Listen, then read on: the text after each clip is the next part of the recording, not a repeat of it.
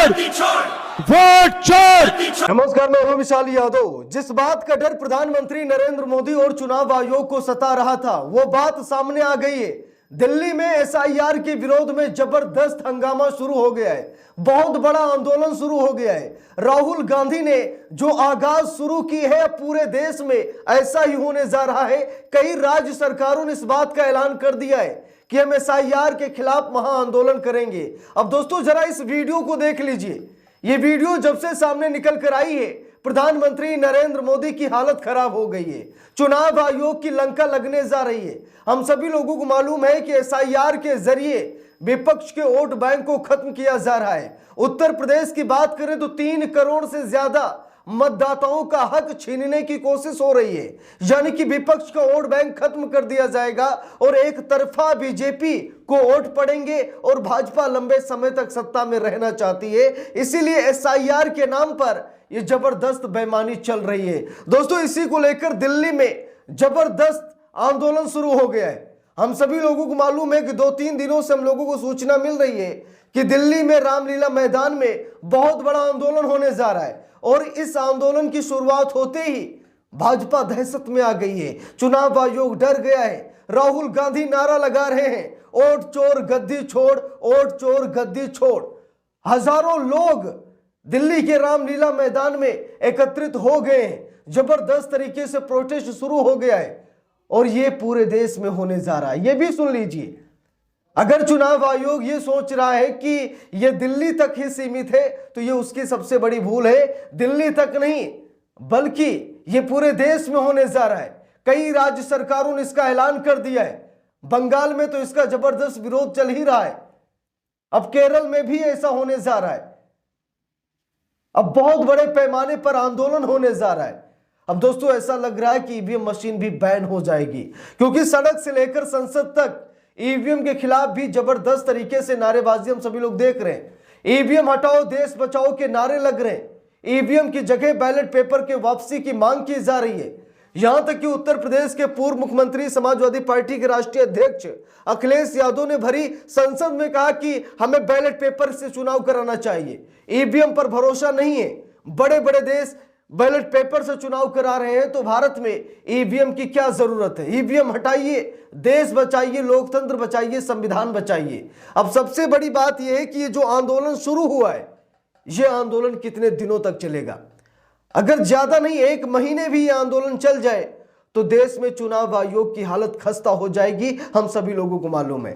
मांग यह भी उठ रही है कि चुनाव आयोग में मुख्य चुनाव आयुक्त और चुनाव आयुक्तों की नियुक्ति प्रक्रिया में सीजीआई को शामिल किया जाए, क्योंकि अब चुनाव आयोग निष्पक्ष रहा ही नहीं, सीजीआई को हटा दिया गया है और मोदी शाह मुख्य चुनाव आयुक्त और चुनाव आयुक्त का चयन कर रहे हैं। अब एक ही पार्टी के, एक ही विचारधारा के लोग अगर किसी भी संवैधानिक संस्था के मुख्य लोगों का चयन करेंगे तो क्या लगता है संस्था निष्पक्ष रहेगी? बिल्कुल नहीं रहेगी। अब चुनाव आयोग में कौन बनेगा मुख्य चुनाव आयुक्त? मोदी शाह चुन रहे। कौन बनेगा चुनाव आयुक्त? मोदी शाह चुन रहे। यानी कि चुनाव आयोग में एक चपरासी से लेकर मुख्य चुनाव आयुक्त तक हर किसी की नियुक्ति मोदी जी कर रहे हैं।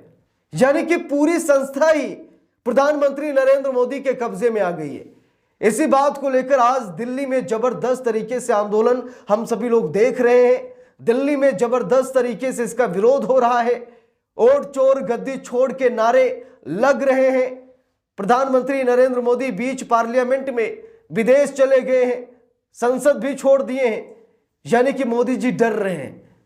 वोट चोरों की सरकार है और सीना तान कर खड़े होने की हिम्मत नहीं है। इसलिए सड़क पर नहीं उतरते, संसद में बहस नहीं करते, न ही प्रेस कॉन्फ्रेंस करते हैं, क्योंकि जनता ऐसे ऐसे सवाल पूछेगी कि मोदी क्या, भाजपा का कोई भी लीडर जवाब नहीं दे पाएगा, क्योंकि इन्हें हिंदू, मुसलमान, पाकिस्तान, हिंदुस्तान जैसे मुद्दों के अलावा किसी पर ज्ञान ही नहीं है।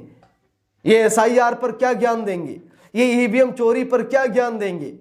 ये वोट कटने का जो सिलसिला चल रहा है इस पर क्या बात रखेंगे? कुछ नहीं, क्योंकि इनको मालूम ही कुछ नहीं है। और जो बेईमानी करता है, जो धांधली करता है, वो ऐसे ही पीठ दिखाकर भागता है और मोदी जी पीठ दिखाकर भाग गए। पूरे देश में बवाल सा मचा हुआ है। इधर चुनाव आयोग का घेराव किया जा रहा है। कई राज्य सरकारें महा आंदोलन करने जा रही हैं, क्योंकि यहां पर सिर्फ एक ही पार्टी को नुकसान नहीं है, बल्कि विपक्ष की जितनी भी पार्टियां हैं सभी पार्टियों को नुकसान है। अभी बिहार में हम सभी लोगों ने देखा विपक्ष का क्या हाल हुआ। यह हाल एसआईआर के जरिए हुआ है और ऐसा ही हाल विपक्ष का हर एक राज्य में होगा अगर एसआईआर के नाम पर ऐसे ही मतदाताओं के वोट काटे जाते रहे। यह समूचे विपक्ष का यही हाल होगा। इसीलिए अब विपक्ष समझ गया है मोदी की रणनीति को, चुनाव आयोग की नीति को अब विपक्ष समझ गया है और इनके प्लान को कामयाब नहीं होने दिया जाएगा। सीधी सी बात है, चुनाव आयोग जैसा सोच रहा है वैसा कतई नहीं होने दिया जाएगा। चुनाव आयोग की मनमानी पर रोक लगेगी। यहां तक कि कई याचिकाएं सुप्रीम कोर्ट में दायर हो चुकी हैं और सुप्रीम कोर्ट भी चुनाव आयोग से जवाब मांग रहा है, लेकिन चुनाव आयोग है कि जवाब देना ही नहीं चाह रहा है। कई बार सुप्रीम कोर्ट ने कहा कि जब मतदाता सूची में कोई गड़बड़ी नजर आए तो चुनाव आयोग आंखें मूंद लेता है। चुनाव आयोग को आंखें नहीं मूंदनी चाहिए, चुनाव आयोग को उसका जवाब देना चाहिए। लेकिन अब चुनाव आयोग में निष्पक्षता रही कहां गई है? अब चुनाव आयोग एक पार्टी का प्रवक्ता बनकर काम कर रहा है, एक पार्टी का सदस्य बनकर काम कर रहा है, क्योंकि मुख्य चुनाव आयुक्त मोदी शाह के हैं। राहुल गांधी तो इसका विरोध कर रहे थे। तो सबसे पहले चुनाव आयोग को आजाद कराना है। जो चुनाव आयोग कभी चुनाव आयोग हुआ करता था वो चुनाव आयोग आज दलाल आयोग हो चुका है, आज कठपुतली मोदी की बन चुका है, मोदी के इशारे पर नाच रहा है। तो सबसे पहले विपक्ष ने ठाना है कि चुनाव आयोग को मोदी की चंगुल से आजाद कराया जाए। जो दलाल बैठे उन दलालों को हटाया जाए, निष्पक्ष चुनाव कराए जाए और चुनाव आयोग में मुख्य चुनाव आयुक्त और चुनाव आयुक्तों की नियुक्ति भी निष्पक्ष तरीके से की जानी चाहिए। और उस पैनल में जिसमें मोदी शाह है, उस पैनल में अमित शाह को निकालकर अब सीधा सीजीआई को शामिल किया जाए। 3 सदस्यीय पीठ हो जिसमें प्रधानमंत्री, सीजीआई और नेता प्रतिपक्ष हो, तभी मुख्य चुनाव आयुक्त और चुनाव आयुक्तों की नियुक्ति निष्पक्ष हो सकती है। नहीं तो ऐसे में सरकार अपने दलालों को बैठा करके लोकतंत्र को तबाह करती रहेगी, देश को बर्बाद करती रहेगी और ऐसे ही वोट चोरी करती रहेगी और लोगों के मताधिकार को छीनती रहेगी। ये लोगों की अभिव्यक्ति से जुड़ा हुआ मामला है। ये हमारी आजादी छीनी जा रही है। जो जिंदा है उन्हें मृत घोषित किया जा रहा है, जो मरे हैं उन्हें जिंदा बताया जा रहा है। कहीं कहीं मतदाता सूची में कुत्तों का भी नाम आ रहा है, यानी कुत्ते भी वोटर्स हैं। मतलब इतनी बड़ी गड़बड़ी है इस वोटर लिस्ट में कि क्या ही बताया जाए। जहां पर संशोधन करना चाहिए वहां पर विपक्ष के वोट बैंक को खत्म किया जा रहा है।